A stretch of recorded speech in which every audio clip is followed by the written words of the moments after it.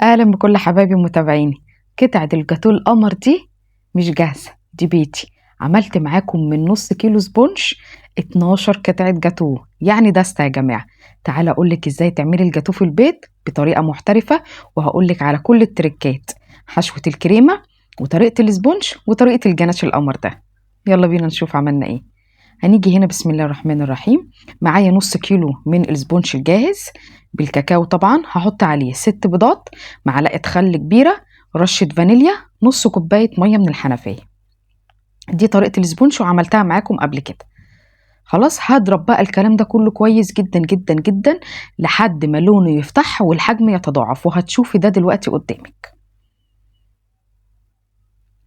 اهو شايفين اللون غامق ازاي؟ ده لسه كده ما اتظبطش معايا. اهو شايفين اللون افتح والحجم تضاعف.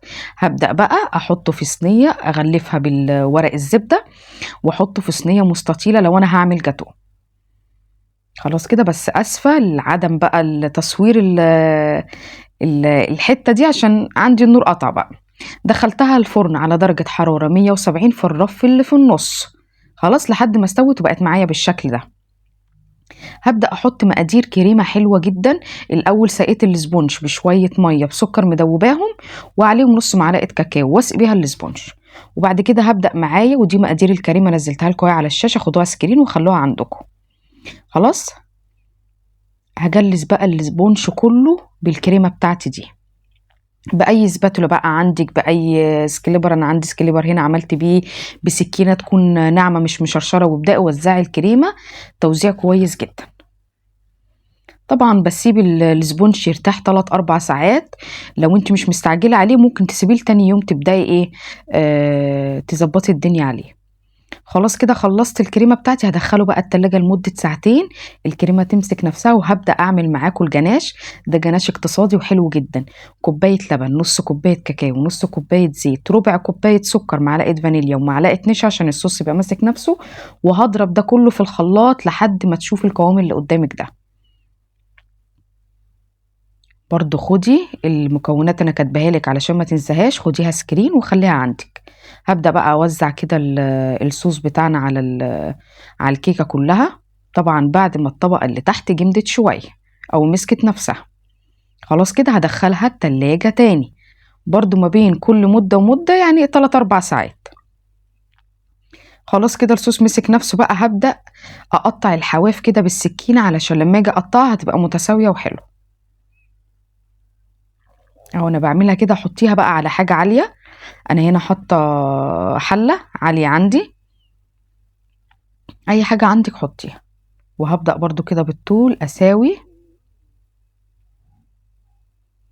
وطبعا اللي بيتقطع ده يا جماعه مش هيترمي، يا ده اتاكل اكل يعني. بصوا اتنسف كده من جماله. طبعا كيكه هشه جدا جدا، اظن هي باينه وانا بقطعها. هنضف بقى كده الحواف بتاعت الصينيه بتاعتي، عشان لما اجي اقطع انا كده كده هنقلهم في حاجه تانية. خلاص كده بقت متساويه معايا.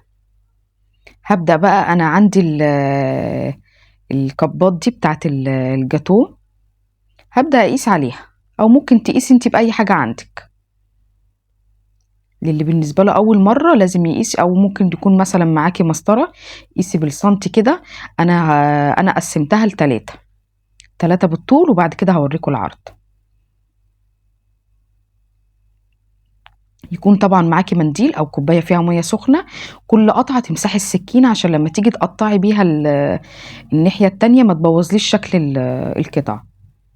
تمام، انا كده قطعت طبعا بالطول 4، وبالعرض كده هقطع 3، هيطلعوا معايا 12 قطعة. طبعا يا جماعة احنا عارفين دلوقتي الحلويات والجاتوهات والتورت والحاجات دي بأضعاف الأضعاف اللي أنا عاملاه دلوقتي. ده من نص كيلو سبونش واحد عملنا 12 قطعة، وطعمها حلو جدا وتزيينها بسيط جدا زي ما انتم شايفين. الكريمة بقى اللي أنا دهنتها في الأول شلت منها كوباية وحطيتها في القمع كده، وهبدأ أعمل روزيتات خفيفة قوي.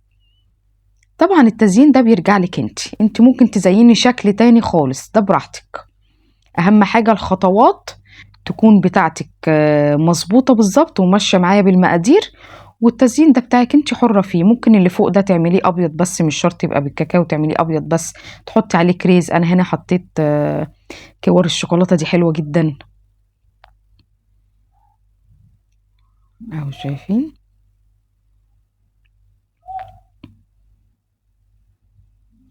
اهو ده بقى شكل الجاتو والصوص بتاعه خطير.